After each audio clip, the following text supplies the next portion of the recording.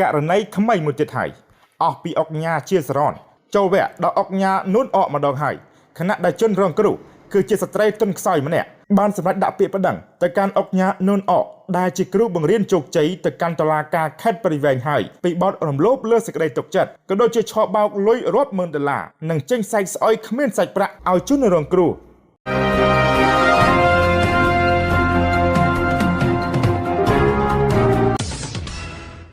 នៅទីបំផុតជនរងគ្រោះដែលជាម្ចាស់បំណុលបានប្តឹងទៅកាន់លោកអុកញ៉ានួនអពីបទចេញមូលប្រតិបត្តិគ្មានសាច់ប្រាក់ឬហៅថាសាច់ស្អុយនិងបទរំលោភលើសេចក្តីទុកចិត្តចូលអัยការអមសាលាដំបងខេត្តព្រៃវែងដើម្បីចាត់ការទៅតាមនីតិវិធីនេះបើយោងតាមពាក្យបណ្ដឹងដែលបានចុះនៅថ្ងៃទី27ខែមេសាឆ្នាំ2023កន្លងទៅនេះដែលបណ្ដាញសារព័ត៌មានយើងទទួលបានសូមជម្រាបផងដែរថាជនរងគ្រោះនៅក្នុងរឿងរ៉ាវមួយនេះដែលមានឈ្មោះហវណ្ណៈភេទស្រីអាយុ43ឆ្នាំមានទីលំនៅនៅភូមិថ្នោតឃុំរកាស្រុកពីរាំងខេត្តព្រៃវែងរីឯអុកញ៉ាដែលរងការចាត់ប្រកាន់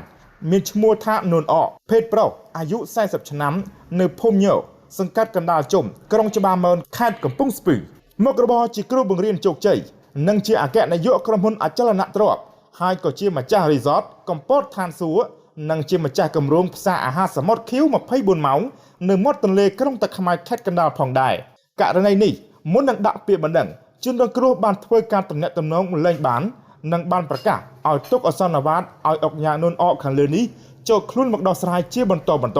តែមិនមានវត្តមានលោកអុកញ៉ានួនអខាងលើមកដោះស្រាយឡើយទើបខ្លួនសម្រាប់ដាក់ពាក្យប្តឹងតែម្ដងទៅក្នុងនាមជាជនរងគ្រោះអ្នកស្រីហវណ្ណៈបានអះអាងប្រាប់អង្គភាពសារព័ត៌មានយើងថា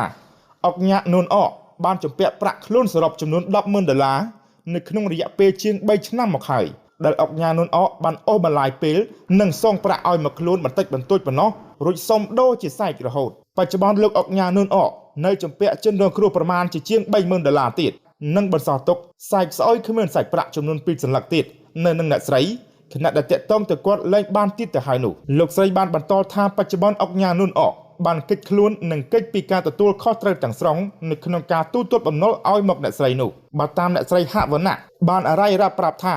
ដំណើរដើមតងដំបូងខ្លួនបានចូលរៀនផ្នែកទីផ្សារជោគជ័យដែលមានលោកអុកញ៉ានួនអជាគ្រូបង្រៀនបន្ទាប់មកក៏ស្គាល់គ្នាក៏មានតំណែងតំណងជាមួយនឹងលោកអុកញ៉ានួនអរួមនឹងបុគ្គលិកក្រុមហ៊ុនរបស់លោកអុកញ៉ាផងដែរទន្ទឹមនឹងនោះដែរលោកអុកញ៉ានួនអបានប្រើយុទ្ធសាស្ត្រណែនាំឲ្យខ្លួនចូលហ៊ុនវិនិយោគនិងបានប្រាក់ចំណេញច្រើនទ្វេដងពលគឺ1គុណជា2ត្រឹមតែរយៈពេល1ឆ្នាំប៉ុណ្ណោះព្រោះតែជឿតាមការបញ្ចុះបញ្ចូលលួងលោមនៅថ្ងៃទី18ខែ11ឆ្នាំ2019កន្លងទៅអ្នកស្រីបានប្រគល់ប្រាក់ទៅឲ្យលោកអុកញ៉ានួនអចំនួន$50,000អាមេរិកដោយមានកងត្រាមេធាវីដឹងឮពលគឺរយៈពេល1ឆ្នាំដោយនៅថ្ងៃទី18ខែ11ឆ្នាំ2020កន្លងទៅនេះលោកអុកញ៉ានួនអបានសន្យាថានឹងសងប្រាក់មកកាន់អ្នកស្រីវិញចំនួន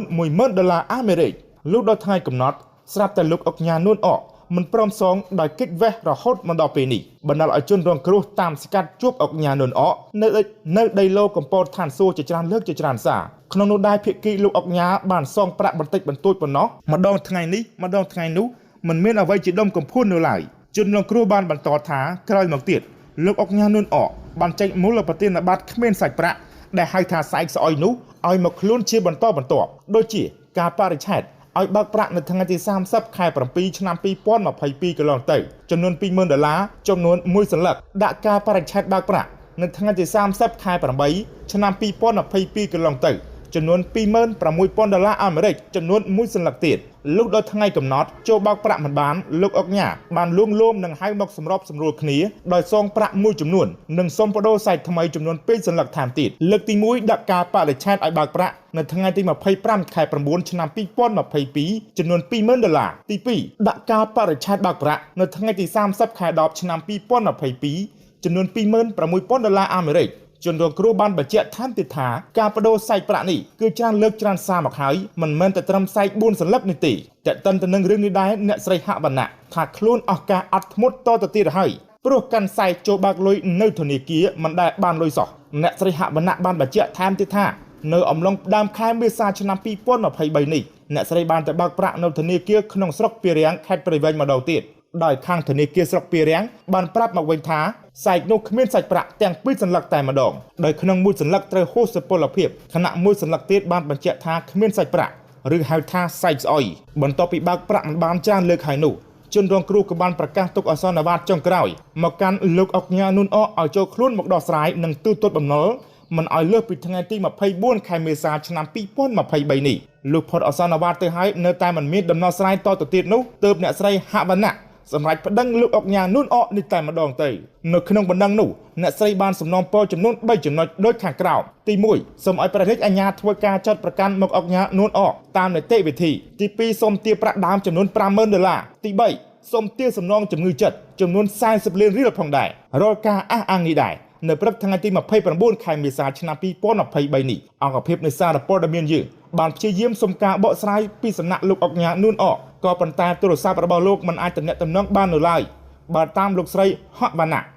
បើតាមអ្នកស្រីហវណ្ណៈដែលជាជនរងគ្រោះផ្ទាល់បច្ចុប្បន្នលោកអុកញ៉ានូនអកំពុងតែរត់គេចខ្លួនទៅនៅព្រំដែនថៃកម្ពុជាខេត្តប៉ៃលិនឯណោះក្នុងនោះអ្នកស្រីហវណ្ណៈក៏បានថ្លែងផងដែរថាមូលហេតុដែលលោកអុកញ៉ានូនអជាប់អំណុលច្រើនក៏ព្រោះតែលោកអុកញ៉ាបរាជ័យគម្រោងដីឡូ Resort កំពតឋានសួគ៌នៅខេត្តកំពតរួចមកបើកគម្រោងផ្សារអាហារសមុទ្រ Q24 ម៉ោងនៅមាត់ទន្លេក្រុងតាខ្មៅខេត្តកណ្ដាលដើម្បីស្ដារបំណុលឡើងវិញបែរជាបរាជ័យថែមមួយកម្រិតទៀតដែលជាហេតុនាំឲ្យម្ចាស់បំណុលផ្សេងៗក្នុងនោះរួមទាំងអ្នកស្រីផងដែរទាមទារលុយនិងគម្រាមប្រមានប្តឹងជាបន្តបន្ទាប់ដូចគ្នាផងដែរ